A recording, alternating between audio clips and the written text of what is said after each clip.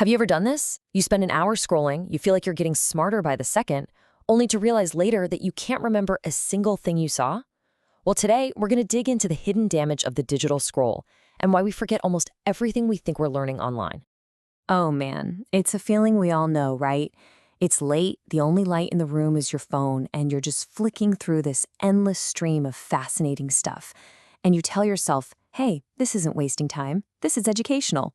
Or so you think. So, boom. First up, a brilliant video on the Fermi paradox. You know, with all the billions of stars out there, where are all the aliens? And for a minute, you feel this surge of insight. You're like, I get it, the great filter. You feel like you just leveled up your entire knowledge of the cosmos in 90 seconds. But then, flick. With just one move of your thumb, astrophysics is gone. Poof, vanished. Now you're watching a masterclass on how to fold butter into dough to make the perfect croissant. The secret you learn is lamination. Okay, cool. You file that little factoid away. Swipe again. Totally different vibe. Now it's a supercut of Marcus Aurelius quotes over some chill lo-fi beat. And for a second, you feel this wave of profound calm, like you've tapped into some kind of ancient wisdom. And then, naturally, a cat riding a Roomba. Because of course, that's just how the scroll works, doesn't it? It's this wild, chaotic stew of the profound, the practical, and the purely absurd. And this whole experience, this absolute fire hose of information, it creates this really powerful feeling. This is the big promise of the scroll, isn't it? The idea that with every swipe, you're becoming a more interesting, more knowledgeable person. Yeah, after a session like that, you feel full. You feel smart, heavy with all this newfound wisdom. You feel like you could hold a conversation about pretty much anything. But here's the thing. While you're feeling so accomplished on the outside, something very, very different is happening on the inside. So let's pull back the curtain for a second and take a look at the absolute chaos that's happening inside your brain's memory center. Welcome to the loading dock. All right, let's talk about your working memory. Now, we'd love to think it's this huge, spacious warehouse, right? But the reality? It's more like a tiny, cramped broom closet. It's just a temporary holding area, and it was absolutely not built for the constant bombardment of the internet. And you can see the mismatch right here. I mean, check this out. Our working memory evolved for simple, quick things, stuff that was critical for survival. But what do we ask it to do today?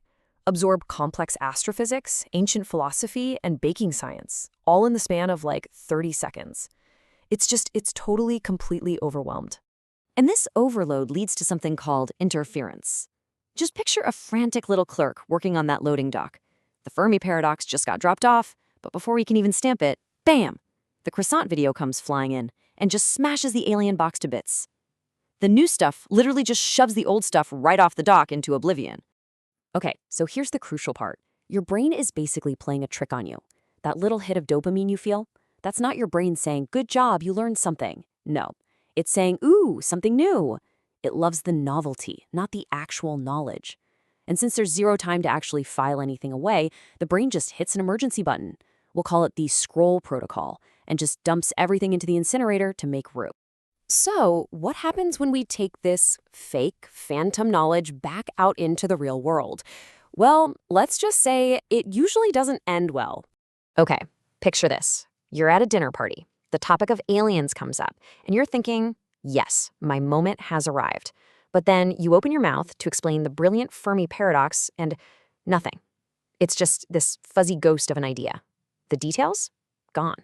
The name? The Fernando paradox? Yikes, so embarrassing. Which leads to the big question, right? If the info was never really in your brain to begin with, why on earth did you feel so sure that you knew it? Well, the answer is this sneaky little thing called the illusion of competence. Think about it. When you watch a really well-made video, everything is laid out perfectly. It's so smooth, so easy to understand, and because it's so easy to take in, your brain makes a huge mistake. It assumes it'll be just as easy to get back out. It really all comes down to one key difference: recognition versus recall.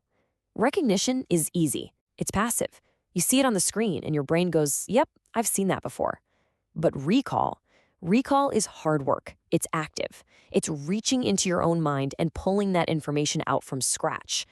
Scrolling makes us experts at recognition, but the real world, It demands recall. And there are a couple more things that make this even worse. First, there's something called context collapse. Your brain loves to connect memories to places, but online, everything just comes from the same glowing rectangle. There's no context, no anchor.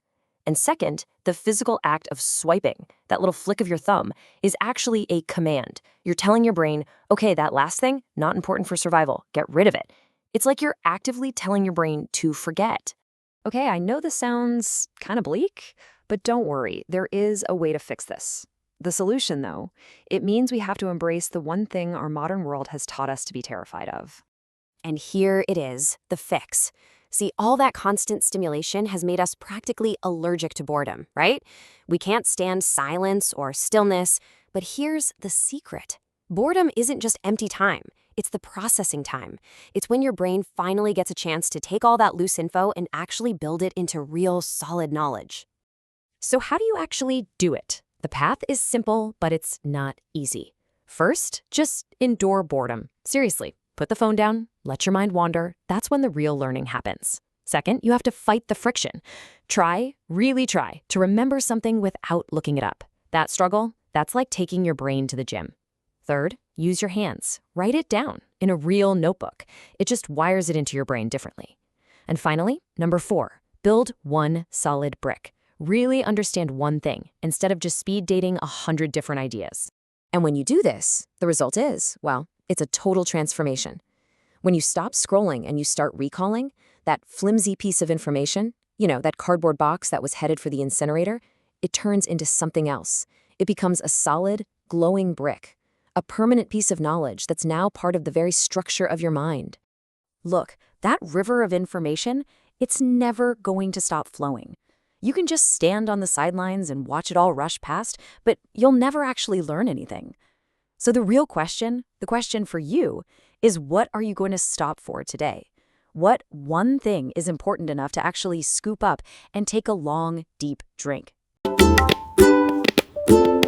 Please like and subscribe.